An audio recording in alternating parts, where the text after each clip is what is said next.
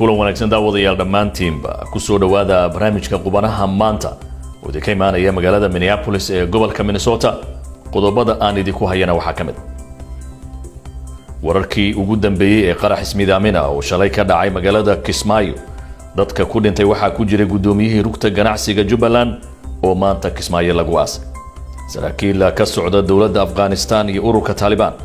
ayaa markii ugu horeysay si foolka foola maanta wada hadal uga furmeen waddanka Qatar. qodobadaas iyo kuwa kale ayaad ku daawan doontaan barnaamijkeena qubanaha maanta. aan ku bilowna ee maanta waxa magaalada Kismaayo lagu aasay gudoomiyihii rugta ganacsiga ee maamulka Jubbaland kadib markii qarax lagula eegtay meel u dhow masaajid uu ka soo baxay. qaraxa ka dhacay Kismaayo ayaa waxa uu ku soo beegmayaa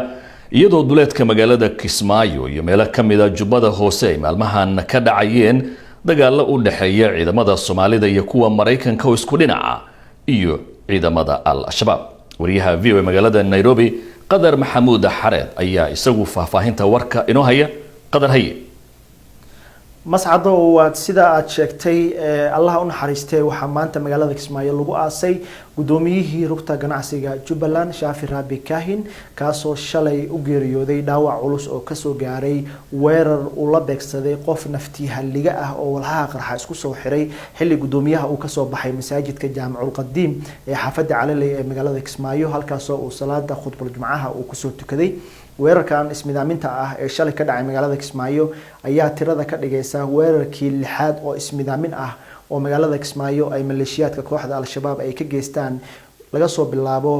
labadii bishii Oktoobar ee sanadkii 2012 markaas oo ciidamada dawladda Soomaaliya iyo kuwa midowga Afrika ay maleeshiyaadka Al-Shabaab kala wareegeen gacan ku haynta magaalada Kismaayo. magaalada todobaadyadii ama bilihii la soo dhaafay ammaan ayay ahayd. todobadii bishii July ee sanadkii hore ayay ahayd markii sidan oo kale ay maleeshiyaadka Al-Shabaab weerar ku qaadeen hotel ku yaala magaalada Kismaayo halkaas oo ay ku dileen ilaa 26 qof oo isugu jiray wariyaal iyo aqoon-yahano iyo mas'uuliyiin kala duwan. maleeshiyaadka Al-Shabaab ayaa sheegatay mas'uuliyadda weerarkii shalay ay ku dileen gudoomiyihii rugta ganacsiga ee Jubbaland. madaxweynaha Jubbaland Axmed Madoobe oo shalay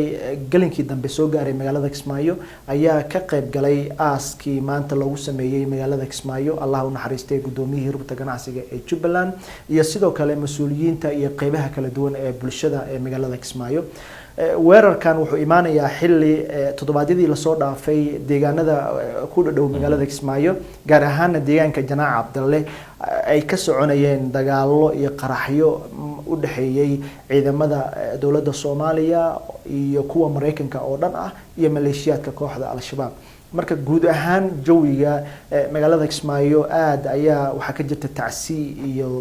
tiiraanyo aad ay u hadlayaan dadku geerida gudoomiyihii iyo weerarkii ismidaaminta ah ee shalay ka dhacay magaalada Kismaayo. aad baad u mahadsantahay. kaasi waxa uu ahaa wariyahayaga Qadar Maxamuud Xareed oo ii waramayay isagoo jooga magaalada Nairobi.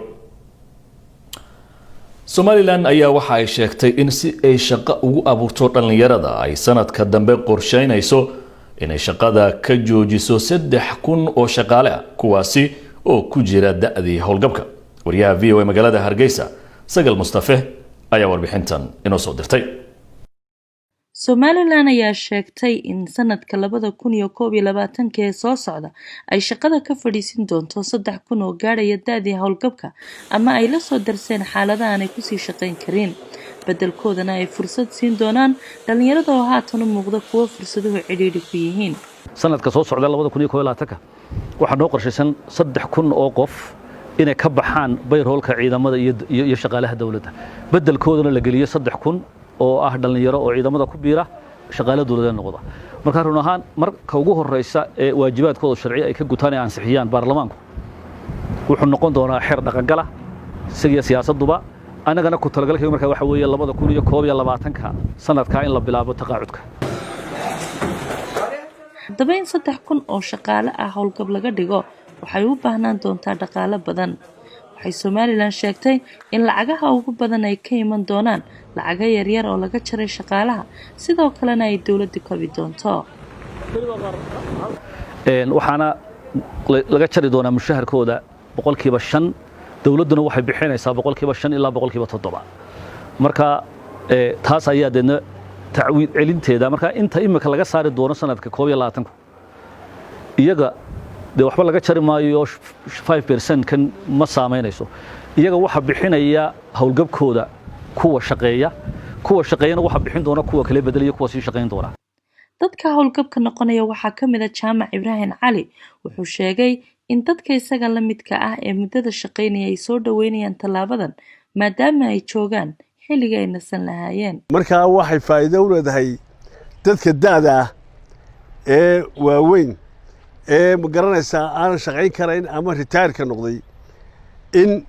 ma garanaysaa ayay faa'iido u leedahay una wanaagsan tahay inay waxoodana qaataan iskana hawl yareystaan hawshuna ma garanaysaa ayaa ilaa 80 sano 60 sano ka soo shaqeynayeen ay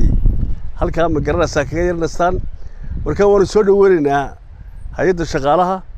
runtii hawsha wanaagsan ee waddo sida fiican wax u wado dadka falanqeeya arrimaha dhaqaalaha ayaa ka digaya in nidaamka hawlgabka ee dawladdu doonayso uu burburi karo haddii aan la helin siyaasad guud oo dhaqaalaha lagu jaangooyo iyo weliba maalgelin si uu inoogu hirgalo waxaynu u baahannahay marka koobaad in la abuuro nidaam dhaqaaleed oo waddanku leeyahay oo ka badan cashuuraha dawladdu imika waxay ku nooshay waxa ka soo gala kastamyada iyo cashuuraha beriga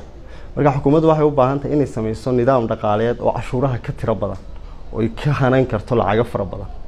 laba si taas u dhacdo xukuumaddu waxay u baahan tahay reformka ama dib u habeynta ay ku sameynayso arrimaha dhaqaalaha in marka koobaad mishiinka dhaqaalaha dhaqaajiya ee bangiga waddanku noqdo mid casri ah oo isagu lacagaha waddanka oo dhan maamuli kara istiraatiijiyadaha dhaqaalaha hagaajin kara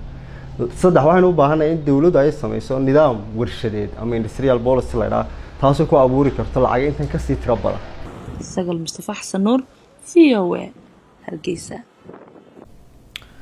magaalada Dooxa ee wadanka Qatar waxaa maanta ka furmay wadahadallo nabadeed oo taariikhi ah kuwaasi oo dhexmaraya dhinacyada ku dagaalamaya wadanka Afghanistan iyadoo ujeedadu ay tahay in la soo afjaro dagaalka muddada dheer ka socday wadankaasi ee uu dhiig badani ku daatay saraakiil sarsare oo ka socda dawladda Afghanistan iyo ururka Taliban ayaa markii ugu horeysay si foolka fool ay soo horfariistay maanta iyadoo furitaanka shirka uu ka qayb galay xogayaha arrimaha dibadda Mareykanka Mike Pompeo ka qaybgalka Pompeo ayaa qayb ka ahaa dhaqdhaqaaqyo diblomaasiyadeed oo uu maalmahan maamulka Trump ku dhisayay siyaasadiisa dibadda xilli ay soo dhawaatay doorashada madaxtinimada Mareykanka ee bisha November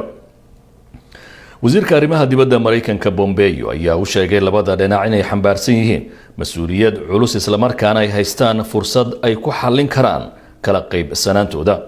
inkastoo kulanka maanta uu iska ahaa munaasabad furitaana haddana labada dhinac ayaa waxaa horyaala qodobo adag oo laga rabo in ay xal ka gaaraan kuwaasi way ka mid yihiin xabad joojin joogto ah oo dhaqan gasha hubka dhigista 10,000 oo maleeshiyaad oo isugu jira Taliban iyo kuwa daacad u ah dagaal ogayaal qaarkood ay taageersan yihiin dawladda iyo xuquuqda haweenka Taliban ayaa dagaal ka waday Afghanistan tan iyo sanadkii 2001 markaas oo ay Mareykanka iyo xulufadiisa weerareen si ay u soo qabtaan ama ay u dilaan Osama bin Laden oo ahaa hogaamiyihii Al-Qaacida oo fulisay weerarkii Mareykanka lagu qaaday bishii September 11 sanadkii 2001 dab xoogan oo ka holcaya gobolada California iyo Oregon ee wadanka Mareykanka ayaa waxa uu sababay in nus milyuun qof ay guryahooda ka barakacaan dabka ayaa waxa uu baabiyay kumanaan guri iyadoo ay saraakiishu xaqiijiyeen dhimashada ilaa iyo 25 qof guud ahaan gobolada California iyo Oregon halka 10 kalena wali la laayahay gudoomiyaha gobolka Oregon Kate Brown ayaa ka digtay in tirada dhimashadu ay kordhi doonto kadib markii la soo wariyay in 3 degmo uu dabkaasi si daran u saameeyay isla markaana lagu laayahay dad aad u badan dabka ka socda galbeedka Mareykanka ayaa magaalooyin dhowr oo ku yaala gobolada California, Oregon iyo Washington waxa uu sababay in qorraxda ay qariyaan daruuro gaduudan haatan haddii aan jaleeco wararkii ugu dambeeyay ciyaaraha qaar ka mid ah horyaalada qaaradda Yurub ayaa mar kale dib u furmaya iyadoo xilli ciyaareedkii la soo dhaafay uu si baan u saameeyay cudurka COVID-19 laakiin se horyaaladu ay soo gabagabobeen kooxuhuna ay koobabkii ku kala guuleysteen laakiin se xilli ciyaareedkan ayaa mar kale waxa uu bilaabanaya iyadoo cudurkii coronavirus uu weli dunida ku baahayo isla markaasina garoomada aan weli loo ogolaanin in ay taageerayaashu ku soo noqdaan. laakiinse horyaalka waddanka Ingiriiska oo maanta furmay ayaa waxaa la hadal hayaa in mar kale la ogolaado in taageerayaashu ay garoomada soo galaan walow tirada la ogol yahay ilaa ay hadda ay doodi ka taagan tahay. laakiinse horyaalka waddanka Ingiriiska ayaa waxa uu ku bilowday iyadoo weli taageerayaashu ay garoonka ka maqan yihiin. goor dhaweyd ayaa kulankii ugu horeeyay horyaalka dalkaasi ee xilli ciyaareedkan uu soo gabagaboobay kooxda kubadda cagta ee Fulham oo ka mid ah saddexda kooxood ee ciyaareedkan ku soo biirtay horyaalka dalkaasi sida Leeds iyo West Bromwich Albion ayaa kulankeedii ugu horeysay waxay la ciyaartay kooxda kubadda cagta ee Arsenal oo ay ka wada dhisan yihiin magaalada London. kooxda kubadda cagta ee Fulham walow ay xilli ciyaareedkii la soo dhaafay ciyaaraha heerka labaad ku jirtay haddana uma aanay muuqanin koox awoodeedu ay mar kale ku hayn karto horyaalka waddanka Ingiriiska maadaama Arsenal oo la tilmaamo kooxaha sida u awooda badan haatan inaanay ku jirin ay ku durdurisay oo 3 gool iyo waxba ay kaga badisay. ciyaaryahanada Lacazette, Gabriel oo ah xidig ay dhawaantan soo iibsatay kooxdu dhinaca daafaca kaga ciyaara iyo kabtankooda Aubameyang ayaa 3 gool Arsenal u kala dhaliyay. Arsenal horyaalka ku bilowday meesha ugu sareysa oo 3 dhibcood iyo 3 gool ayay sidaasi ku qaadatay. dhinaca iyo waddanka Spain haddii aan jaleeco horyaalka dalkaasi waxaa xilli ciyaareedkii markii uu soo gabagaboobay hareeyay sawaxanka ciyaaryahan Lionel Messi. kooxda Barcelona ma la joogaya ma ka tagaya iyo dagaalkii isaga iyo kooxdiisa dhexmaray laakiin haatan markii uu ka noqday in uu yeelayo inuu kooxda isaga tago isla markaasina uu ku qancay inuu kooxda la sii joogo muddo sanada ugu yaraan ayaa waxa ay kooxdiisu maalinta Brita la ciyaari doontaa kooxda Elche. waxaa la arki doonaa haddaba ciyaaryahan Lionel Messi sida uu garoonka uga soo muuqdo iyo hadiiba uu macalinkiisa cusub ee Koeman kulanka koowaad ku furo. laakiin ciyaaryahanada Luis Suarez iyo Vidal ayaan ku jirin shaxda ciyaaryahanada la filayo macalin Koeman in uu barito la soo shirtago.